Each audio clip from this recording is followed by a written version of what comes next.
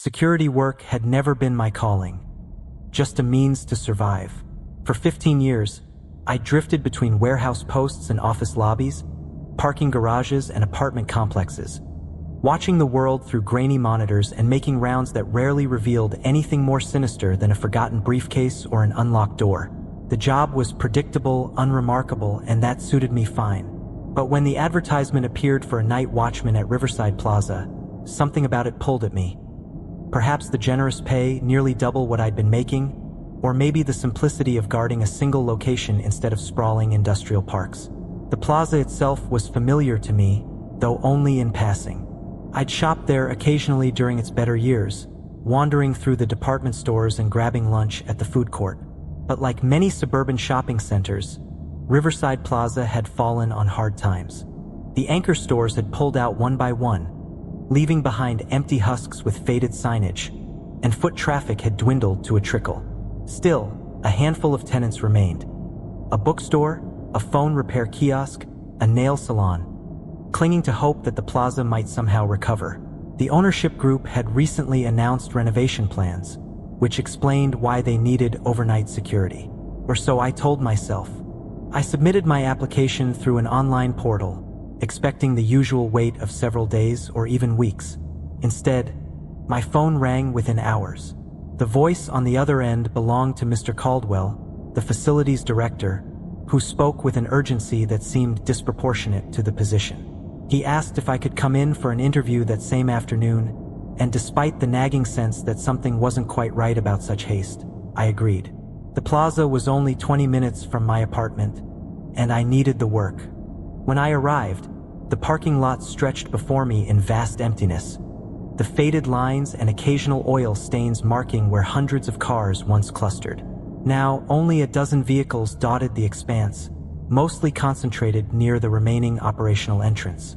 The building itself looked weary in the afternoon light, its beige facade stained with years of weathering, the decorative architectural elements that had once seemed modern now dated and forlorn.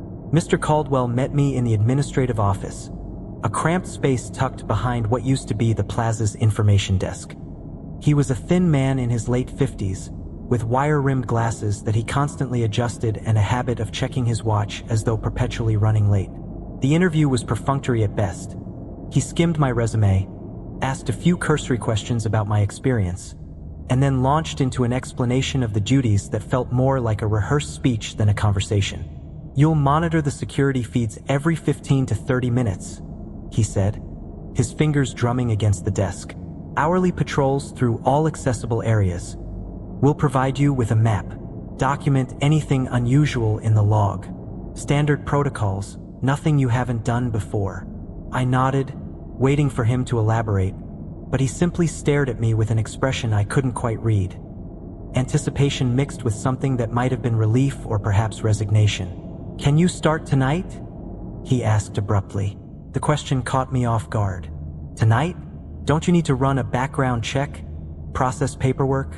"We're severely understaffed," he interrupted, pulling a key ring from his desk drawer. "The last few guards we hired didn't work out. I'm hoping you'll have more staying power."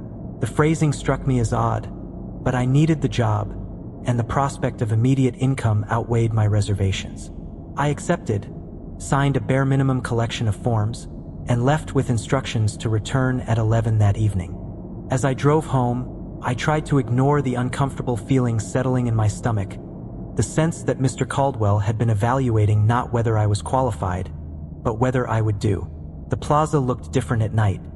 Transformed, really, from a merely depressed commercial space into something that felt fundamentally wrong. The parking lot lights cast pools of sickly yellow illumination that barely penetrated the darkness between them, and the building itself loomed against the night sky like a beached ship, its few lit windows only emphasizing the vast stretches of black glass. I parked near the employee entrance, noting that mine was now the only car in sight, and made my way to the door where Mr. Caldwell had promised to meet me. He appeared almost instantly, as though he'd been waiting just inside, and I wondered if he'd been watching me cross the parking lot. Without preamble, he led me through a maze of service corridors that snaked behind the public-facing portions of the plaza, past supply closets and utility rooms, around corners that seemed to multiply as we walked. The fluorescent lights here flickered intermittently, creating a strobe effect that made everything feel disjointed and strange. "The security office is centralized," he explained as we walked, his voice echoing off the concrete walls. "You'll have camera access to all major corridors, the main concourse, the anchor store spaces, and the parking lot. Check the feeds regularly. 15 to 30 minutes is the standard, but use your judgment. Some nights are more active than others." I wanted to ask what he meant by active, but he'd already moved on to the next point. "Stay alert during your patrols, especially in the eastern wing and near the fountain courtyard. Equipment sometimes malfunctions in those areas, motion sensors, lights, that sort of thing. We're working on it, but in the meantime, just make note of anything unusual." We reached the security office, a windowless room about 12 feet square, dominated by a desk, a bank of monitors, and a filing cabinet that looked like it hadn't been opened in years. The screens showed various angles of the plaza's interior. Empty corridors stretching into darkness, the motionless escalators leading to the second level, the fountain courtyard with its dry basin and dead plants, the cavernous spaces where department stores once operated. "Your relief will arrive at 6, Mr. Caldwell said, handing me the key ring. "Lock yourself in if you need to. The radio should work throughout the building, but reception can be spotty. If you have an emergency." He paused, seeming to reconsider his words. "Well, hopefully you won't." Before I could respond, he was gone, his footsteps receding down the corridor with surprising speed. I stood in the doorway of the security office, listening as the sound faded entirely, leaving me in silence so complete that I could hear the electrical hum of the monitors. I settled into the desk chair and began familiarizing myself with the camera system. 16 feeds in total, cycling through views of the plaza's various zones. Everything appeared still, abandoned, exactly as one would expect of a closed shopping center. The timestamp in the corner of the screen read 11:47 p.m. I had just over 6 hours until my shift ended.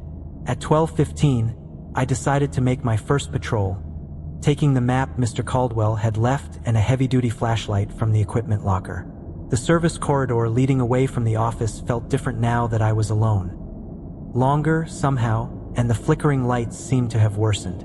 I emerged into the main concourse, where the storefronts lined up like empty eye sockets, their interiors dark and impenetrable beyond the security gates. My footsteps echoed in the vast space, creating a rhythm that seemed to multiply and distort as it bounced off the walls and high ceiling. The plaza had been built in the 80s, during a boom period when architects still believed in grand public spaces, and the concourse reflected that ambition. Soaring ceilings, decorative columns, a balcony level that overlooked the main floor. During the day, even half empty, the scale had felt merely oversized. Now it felt oppressive, as though the darkness pressing against my flashlight beam had weight and intention. I was near the fountain courtyard when I heard the first sound that didn't come from my own movement. A faint scraping like metal against tile, coming from somewhere ahead. I stopped, listening intently, but the sound had ceased. I waited for perhaps 30 seconds, hearing nothing but my own breathing and the subtle mechanical sounds of the building around me, then continued forward. The fountain courtyard opened up before me, a circular space with a raised basin in the center that hadn't held water in years. Benches ringed the perimeter, and dead plants in large ceramic pots marked what had once been an attempt at an indoor garden. My flashlight swept across the space, catching nothing unusual, just empty benches and the dry fountain with its coating of dust and debris. Then the scraping sound came again, louder now and definitely closer. It seemed to originate from the far side of the courtyard, where a corridor led to what the map labeled as the Eastern Anchor Store location. I moved toward it, my instincts warring between professional duty and an increasingly insistent urge to return to the security office. The corridor was darker than the main concourse, the overhead lights either burned out or simply not functioning. My flashlight beam cut through the blackness, illuminating beige walls and closed security gates. The scraping sound had stopped, but as I ventured further, I became aware of something else. A smell, faint but unmistakable, like ozone after a lightning strike mixed with something organic and unpleasant. I reached the entrance to the anchor store space, a massive opening blocked by a heavy security gate that stretched from floor to ceiling. Beyond it, I could see nothing. Just absolute darkness that seemed to absorb my flashlight beam rather than reflect it. The smell was stronger here, making my eyes water. That's when I noticed the paper. It was tucked under a nearby bench, folded and slightly crumpled, as though someone had dropped it and kicked it aside. I picked it up, unfolding it to find a handwritten list in blue ink, the penmanship neat but hurried. Critical protocols for night security. Rule 1. Monitor camera feeds every 15 to 30 minutes. Never watch any single feed for longer than 2 minutes continuously. Rule 2. If you see movement in the eastern anchor store space on the cameras, do not investigate in person.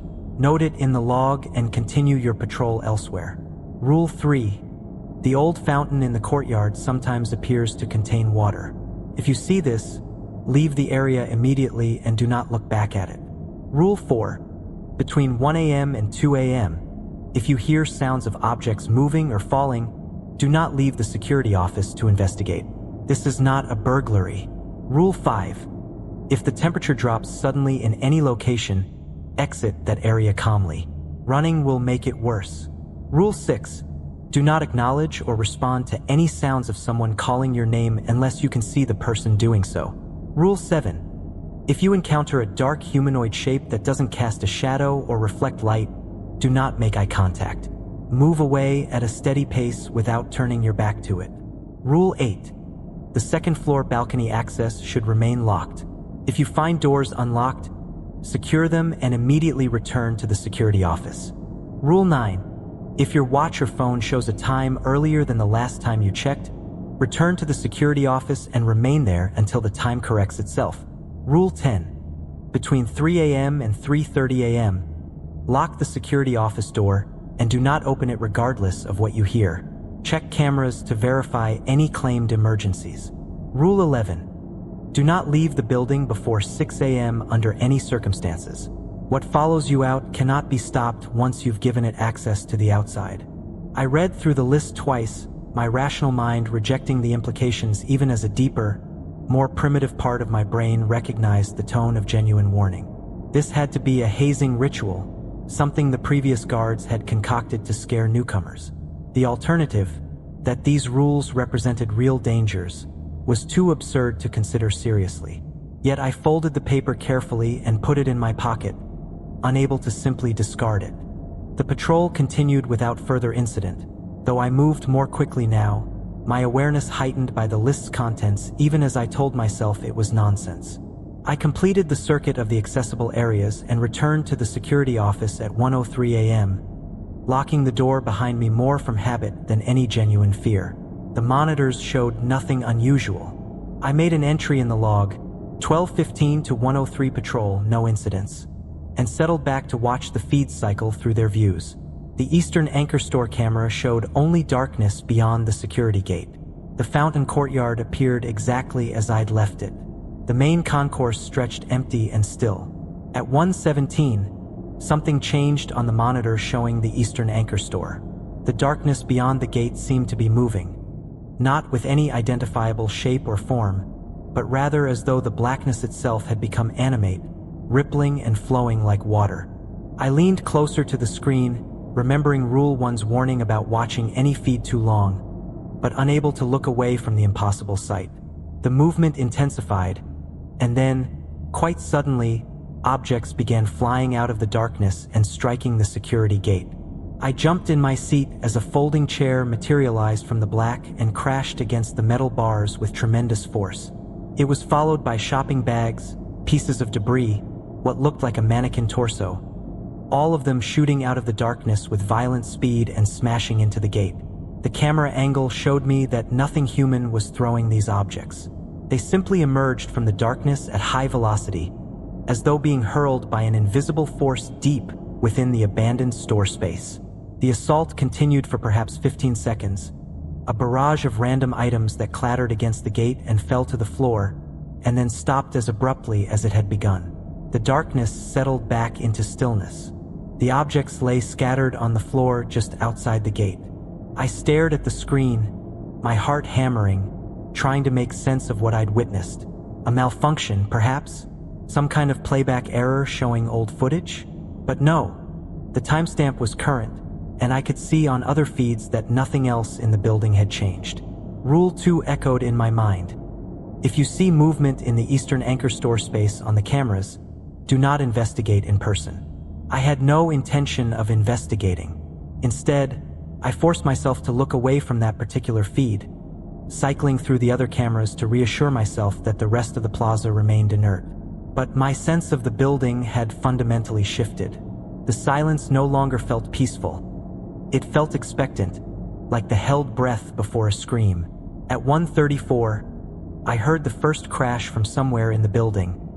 Distant but unmistakable, the sound of something substantial falling. I grabbed my radio reflexively, then remembered that Mr. Caldwell had said I wouldn't have any contact unless there was an emergency. I was alone. Another crash closer now, and then another. The sound seemed to be moving through the building, traveling from one area to the next. Glass shattering, metal clanging, objects hitting the floor with heavy thuds. I pulled out the paper from my pocket with trembling hands and reread Rule 4. Between 1 a.m. and 2 a.m., if you hear sounds of objects moving or falling, do not leave the security office to investigate. This is not a burglary. The crashes continued, creating a chaotic symphony that surrounded the security office. On the monitors, I could see the results. On the feed showing the bookstore, books were flying off the shelves and hurling themselves across the space. In what used to be a clothing store, racks were toppling over on their own. Display cases in the phone repair kiosk shattered simultaneously, sending glass cascading to the floor. No one was causing this. There were no figures moving through the frames, no shadowy shapes, nothing but objects in violent motion as though manipulated by an unseen and rage-filled presence. A poltergeist, my mind supplied uselessly. The word my grandmother had used when I was a child, describing spirits that moved things and lashed out at the living world with impotent fury. The activity continued for another 10 minutes, and I sat frozen in my chair, watching the destruction unfold across multiple screens simultaneously. Then, at exactly 2 a.m., according to my watch, everything stopped. The sudden silence was more jarring than the noise had been. Objects settled where they'd fallen, and the building returned to its previous stillness. I checked every camera feed systematically. The damage was extensive. Shattered glass, overturned furniture, scattered merchandise, but nothing moved anymore. Whatever force had seized the building had released it. My hands shook as I wrote in the log. 1:34 to 2 a.m. Sounds of disturbance throughout building. Observed on cameras. No intruders present. Property damage confirmed. The clinical language did nothing to calm my nerves. I should have left then. Every instinct screamed at me to grab my keys, unlock the door, and walk straight out to my car. But Rule 11 held me back. Do not leave the building before 6 a.m. under any circumstances. What follows you out cannot be stopped once you've given it access to the outside. The phrasing haunted me. Whatever was in Riverside Plaza, whatever had hurled objects with invisible hands and orchestrated that systematic destruction, apparently didn't want me to leave. Or perhaps it did want me to leave, which was why the rule warned against it so emphatically. I stayed in my chair, watching the monitors and trying not to think about the hours still remaining until dawn. At 2:43, the temperature in the security office dropped so suddenly that I could see my breath mist in the air. The change was dramatic enough to make me gasp, going from comfortable room temperature to what felt like just above freezing in the span of seconds. Frost began forming on the monitors, spreading in crystalline patterns across the screens. Rule 5. If the temperature drops suddenly in any location, exit that area calmly. Running will make it worse. I stood slowly, fighting every impulse that told me to bolt for the door. My breath came in visible puffs as I moved deliberately toward the exit, my movements controlled despite the panic clawing at my chest. As my hand closed on the doorknob, I heard it, a sound like breathing, deep and rhythmic, coming from somewhere behind me in the office. But when I glanced back, I saw nothing but the frosted monitors and my empty chair. I opened the door and stepped into the corridor, pulling it shut behind me. The temperature there was normal, and I stood in the flickering fluorescent light, trying to slow my racing heart. After a few minutes, I cautiously opened the office door again and found that the temperature had returned to normal, the frost on the monitors already beginning to evaporate. Whatever had entered that space, whatever presence had brought the killing cold with it, had departed. I couldn't stay in the office anymore. The thought of sitting in that chair, enclosed in those walls, waiting for the temperature to drop again, was unbearable. Instead, I decided to make another patrol, reasoning that moving through the open spaces of the plaza would be preferable to feeling trapped. The main concourse seemed unchanged from my earlier patrol, though the scattered debris from the poltergeist's rampage was clearly visible now in the storefronts I passed. I moved quickly, my flashlight cutting through the darkness, trying not to focus on any single area for too long. As I approached the fountain courtyard, I became aware of a sound. Subtle at first, but growing more distinct as I drew closer. It was the sound of running water.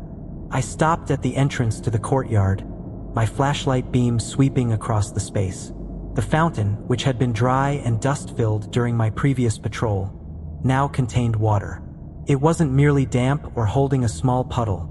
It was full, the water flowing over the decorative tiers exactly as it must have when the plaza was operational, the sound echoing pleasantly through the courtyard. Rule 3. The fountain in the courtyard sometimes appears to contain water. If you see this, leave the area immediately and do not look back at it. I took a step backward, then another, keeping my eyes fixed on the fountain. The water looked clean and clear, almost inviting, and part of me wanted to approach it, to understand how this impossible thing could be happening. But I forced myself to keep moving backward, one careful step at a time, until I was back in the main concourse. Only then did I turn and walk away quickly, fighting the urge to break into a run. Behind me, I could still hear the water flowing, but I didn't look back. Whatever had caused the fountain to suddenly contain water, whatever trick of perception or genuine supernatural occurrence it represented, I wanted no part of it. I made my way toward the western section of the plaza, trying to put as much distance between myself and the fountain as possible. This area had fewer remaining tenants, and several of the storefronts had been completely emptied, their interiors bare concrete and dangling wires. My flashlight beam caught something in one of these empty spaces, a flash of movement that was there, and gone so quickly I couldn't be sure I'd seen it at all. I stopped, directing the light back into the empty store. The security gate was up, unlike most of the others, leaving the space open and accessible. My light revealed nothing but an empty room perhaps 40 feet deep, with a small office area at the back and absolutely nothing else. Then, I saw it again. Not movement exactly, but a distortion in the darkness, like heat shimmer on asphalt except colder, darker. It was roughly human-shaped, perhaps 6 feet tall, and it seemed to be standing near the back wall of the store. The disturbing thing was that it absorbed light rather than reflecting it. Where my flashlight beam hit it, the light simply disappeared, creating a human-shaped void in my vision. Rule 7. If you encounter a dark humanoid shape that doesn't cast a shadow or reflect light, do not make eye contact. Move away at a steady pace without turning your back to it. I kept my flashlight aimed in the general direction of the shape but averted my eyes, looking instead at the edges of my beam where I could still maintain peripheral awareness of it. The shape didn't move, didn't make any sound, but I could feel its attention on me. A pressure like being watched by something that had no business existing. I began walking backward, maintaining my sight line but not looking directly at it. My heart thundered in my chest, but I kept my movements slow and steady, fighting every instinct that screamed at me to run. The shape remained still, that void of darkness against the concrete wall, and for a moment, I thought I might simply be able to back away and escape its notice. Then it moved. The motion was wrong. Not walking or stepping, but rather shifting through space as though the intervening distance simply ceased to matter. One moment it was at the back of the store. The next it was at the threshold, closer to me by 30 feet without having crossed the space between. I increased my pace, still moving backward, still refusing to turn and run. The shape shifted again, and now it was in the corridor with me, standing perhaps 10 feet away. This close, I could see that it had no features. No face, no definition to its form, just a human-shaped absence that seemed to drink in the light and air around it. My back hit something solid, a bench against the wall, and I nearly stumbled. In that moment of broken rhythm, I made the mistake of looking up, of meeting what would have been the eyes if the shape had possessed such things. The sensation was like falling into freezing water. My vision tunneled, the edges of my sight going dark, and I felt something vast and incomprehensibly alien brush against my consciousness. Images flickered through my mind, not memories, but impressions. Vast emptiness, endless hunger, the sensation of being trapped between states of existence, neither alive nor dead, but caught in some horrific liminal space. I tore my gaze away with physical effort, gasping, and ran. Rule 7 be damned. I couldn't maintain that careful withdrawal anymore. I sprinted down the corridor, my flashlight beam bouncing wildly, not caring what direction I was going as long as it was away from that thing. I ran until my lungs burned, until I'd put multiple turns and several corridors between myself and the last place I'd seen the shape. When I finally stopped, bent over and gasping, I realized I'd ended up near the escalators that led to the second floor. The ascent yawned before me, the frozen steps leading up into darkness. According to the map, the second floor was supposed to be sealed off. Part of the renovation plans included focusing resources on the ground level, while leaving the upper floor empty. But as I stood there, trying to catch my breath, I noticed that the security door blocking access to the escalators stood open. Rule 8. The second floor balcony access should remain locked. If you find doors unlocked, secure them and immediately return to the security office. I approached the door cautiously, examining the lock. It hadn't been forced or broken. It had simply been unlocked, as though someone with a key had opened it. I swung the door shut and engaged the lock, hearing it click into place. The barrier between the main floor and the upper level was secure once more. I checked my watch, 3:11 a.m. The night was crawling past with agonizing slowness, each minute stretching into what felt like hours. I needed to get back to the security office, but the thought of retracing my steps through corridors where the black shape might still be lurking filled me with dread. Instead, I took a parallel route, using the map to navigate through service corridors and back areas. This path took me past the plaza's old administrative offices, a suite of rooms that had been abandoned when the management company relocated to a smaller space. The door to the main office stood ajar, and as I passed, I heard it. My name, spoken clearly in a voice I didn't recognize. Thomas. Pause. Thomas, we need you to come here. Rule 6. Do not acknowledge or respond to any sounds of someone calling your name unless you can see the person doing so. I kept walking, my pace quickening despite my exhaustion. The voice called again, more insistent now, taking on an edge of panic. Thomas, please, I'm hurt. I need help. It would have been convincing if I'd been anyone else, if I hadn't been clutching that list of rules in my pocket like a talisman. But I'd seen enough impossible things tonight to know that whatever was in that office, it wasn't someone who actually needed help. I passed the office without slowing, and the voice changed.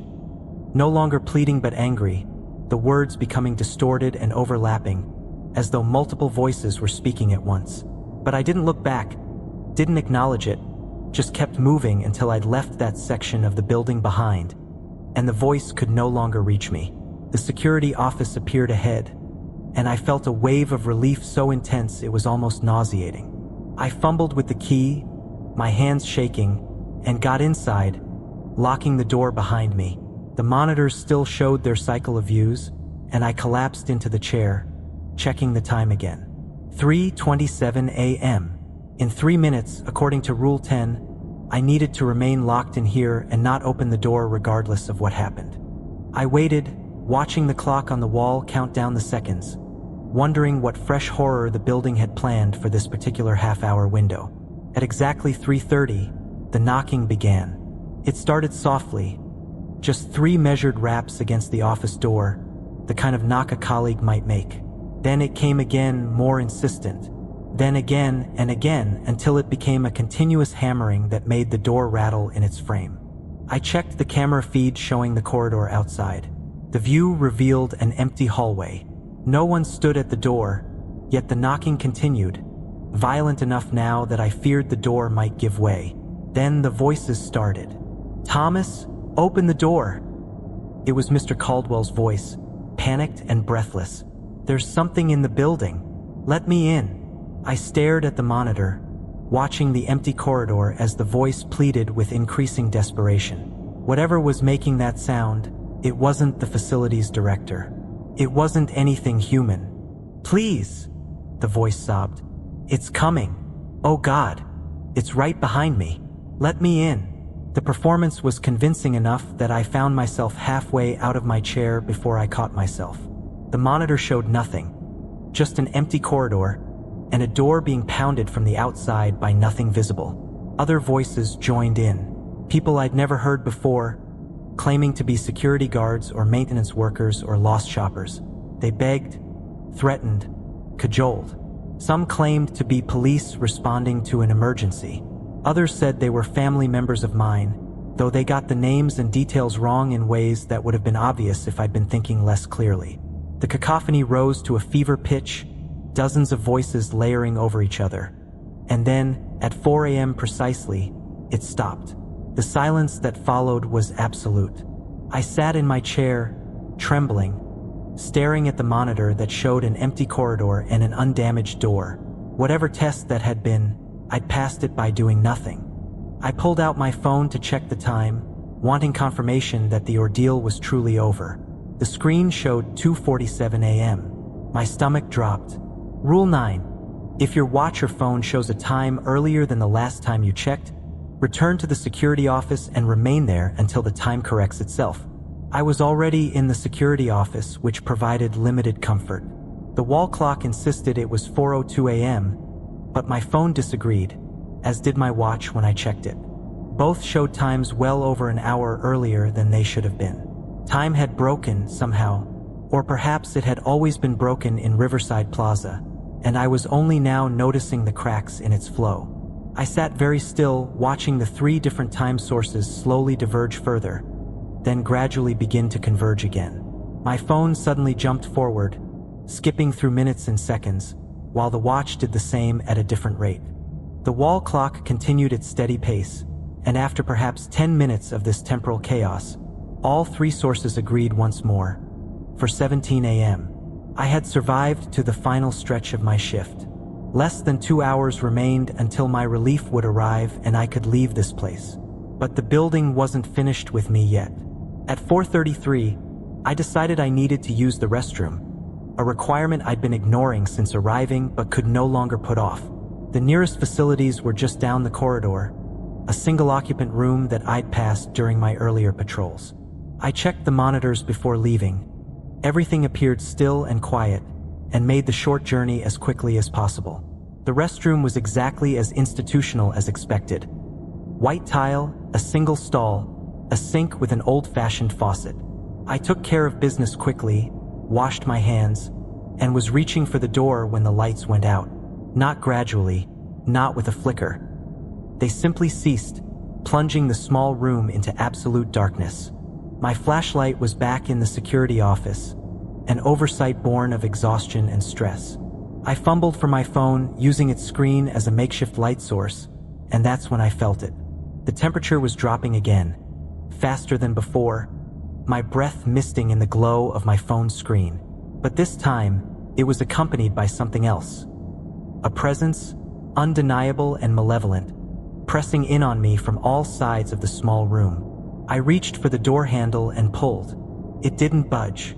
I pulled harder, then pushed, but the door remained firmly secured despite the fact that it shouldn't have had a lock on the outside. Through the gap at the bottom of the door, I could see the corridor lights were still functioning. This darkness was localized to the restroom. In the faint glow of my phone, I saw it in the mirror over the sink, the black shape from earlier, standing directly behind me. But this time it was different. Where before it had been simply an absence of light, now it had definition. I could make out suggestions of features, a terrible parody of a human face that shifted and flowed like oil on water, never quite resolving into anything recognizable but unmistakably focused on me. I spun around, putting my back to the mirror, but the space behind me was empty. The shape existed only in reflection, and as I watched in the mirror again, it began to move closer, its not quite hands reaching toward my reflected image. The touch, when it came, was not physical. The actual space behind me remained empty, but I felt it nonetheless. A sensation like ice water being poured directly into my chest, spreading through my body with numbing speed. My muscles seized, my breath catching, and for a horrible moment I was certain this was how I would die, frozen and alone in a shopping plaza restroom while something that existed in mirrors drained whatever essence made me alive. The phone slipped from my fingers, clattering on the tile floor, and its screen went dark on impact. In the complete blackness that followed, I felt the presence intensify, the cold becoming so profound that I could feel ice crystals forming in my lungs, and I thought with surprising clarity, "This is it. This is how it ends." Then the lights came back on. The sudden illumination was blinding after the darkness, and I stood blinking, gasping, feeling returning painfully to my extremities. The mirror showed only my own reflection, haggard, pale, terrified, but alone. The door, when I tried it, opened easily. I staggered into the corridor, leaving my phone behind in my desperate need to escape that room, and made it back to the security office on legs that barely supported my weight. Once inside, I locked the door and slumped against it, sliding down until I was sitting on the floor. The clock showed 5:23 a.m., 37 minutes until my shift ended. I pulled myself back into the chair and forced my eyes to focus on the monitors. The plaza remained quiet, showing no signs of the chaos that had unfolded throughout the night. On the feed for the fountain courtyard, the basin was dry once more, as though it had never held water. The Eastern Anchor store space showed a cleaned floor. The objects that had been hurled against the gate somehow vanished. Even the stores where I'd witnessed the poltergeist's rampage appeared undamaged, their merchandise neatly arranged as though nothing had occurred. The building was resetting itself, erasing the evidence of its supernatural activity like a stage being prepared for the next performance. At 5:47, I heard footsteps in the corridor. My body tensed, ready for another assault, but these footsteps sounded different, purposeful and human, with the distinctive rhythm of someone walking normally rather than the uncanny movements of the things I'd encountered. I checked the camera feed and saw Mr. Caldwell approaching, looking exactly as he had when he'd left me at the beginning of my shift, briefcase in hand and that perpetual expression of hurried concern on his face. I waited until he knocked before unlocking the door, a normal, measured knock. He entered, glancing around the office with an expression I couldn't quite read, then turned his attention to me. Whatever he saw in my face made him pause. "Rough night?" he asked, though the question felt perfunctory, as though he already knew the answer. I wanted to tell him everything. About the poltergeist's rampage, the impossible fountain, the black shape that existed in mirrors, the temporal anomalies, the voices and the crushing cold. But looking at his face, seeing the careful neutrality in his expression, I realized he knew. He'd always known. That's why he'd hired me so quickly, why he'd seemed relieved when I accepted, why he'd mentioned that previous guards hadn't worked out. "Who wrote those rules?" I asked instead, my voice hoarse from hours of controlled terror. Mr. Caldwell's expression flickered. Surprise, perhaps, or respect. "You found them, then? Good. That means someone left them for you, just as they were left for them." He moved to the desk, glancing at the monitors with practiced familiarity. "The rules aren't written by any one person. They're accumulated. Each guard who survives adds what they've learned, leaves the list somewhere the next person will find it. It's the only way to pass on the knowledge." "What is this place?" I demanded, standing on shaking legs. "What's actually happening here?" He sighed, setting down his briefcase and adjusting his glasses in that habitual gesture. "Riverside Plaza sits on land that's been trouble for a very long time. There were buildings here before the plaza and problems with those too. Something about this location, the way it's positioned, or perhaps just the accumulated weight of bad decisions and tragedy. It's thin here, the barrier between what is and what shouldn't be. He looked at me directly. The renovation plans are real, but they're not about improving the shopping experience. We're trying to find a way to seal it, to reinforce whatever keeps those things from pushing through entirely. Until then, we need someone to watch, to keep the breach contained to the nighttime hours. You can't pay people enough to risk their lives for this? I said, anger cutting through my exhaustion. You can't keep sending people in here blind. You're right, he agreed quietly. But the alternative is abandoning the building entirely, letting whatever's in here grow stronger without any human presence to ground reality. Every night the building goes unwatched, the phenomena spread a little further, last a little longer into the morning hours. Eventually, they won't be contained to the building at all. He picked up his briefcase again. You survived your first night. That's more than most manage. The question now is whether you'll come back. Come back? I stared at him in disbelief. You think I'd ever set foot in this place again? The pay would be substantially higher for experienced guards, he said. Triple what we discussed. And you'd be helping contain something that genuinely threatens people. The things in this building, they want out, Thomas. They want to spread to the neighborhoods around us, to other buildings, to follow people home. Rule 11 exists because 3 years ago, a guard left early and brought something with him. It killed his family before we could intervene. His face was grim. You've seen what's here. You know what they're capable of. We need people who can navigate the rules, who can survive, document, and help us understand what we're dealing with. I wanted to refuse immediately, to tell him I'd rather starve than spend another night in Riverside Plaza. But his words had planted a seed of doubt. If what he said was true, if abandoning this place meant unleashing those entities on unsuspecting people, could I really walk away?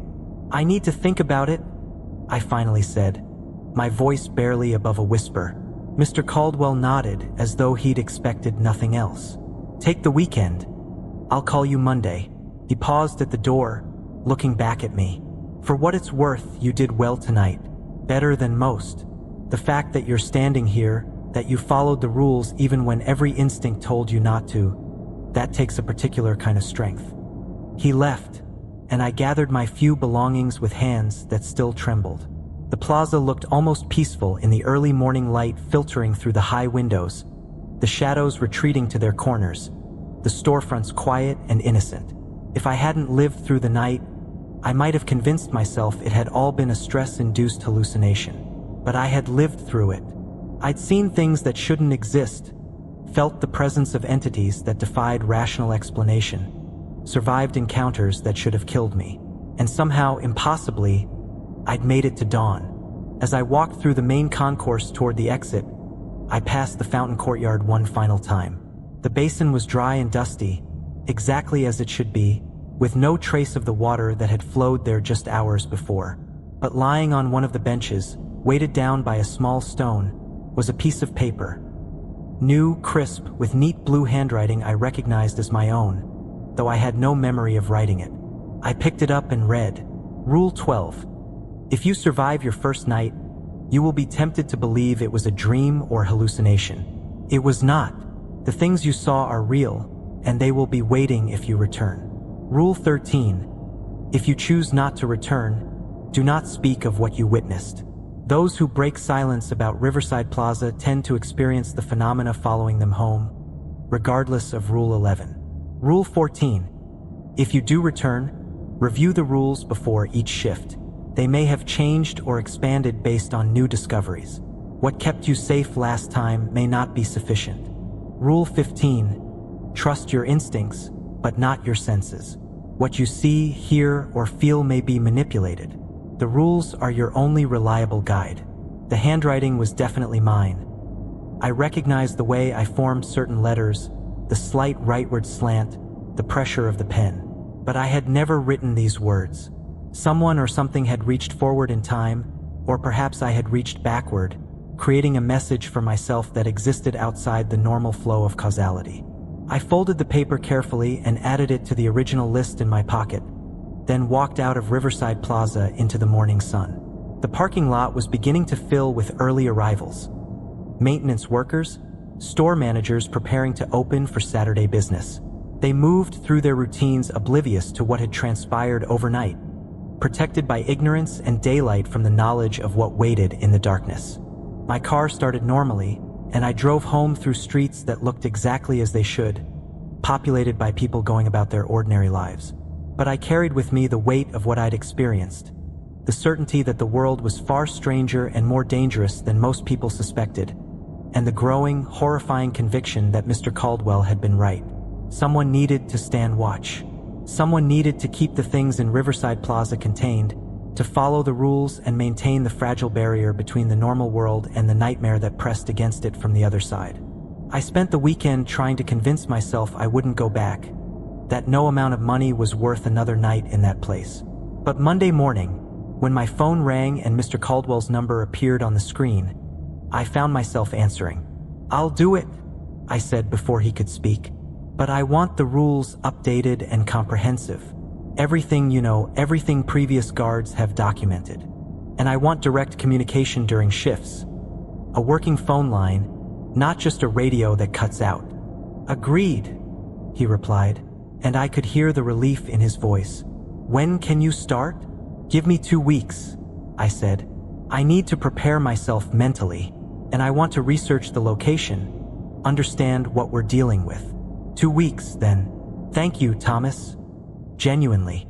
After I hung up, I sat in my apartment staring at the rules I'd spread across my kitchen table, wondering if I'd just made the wisest or most foolish decision of my life.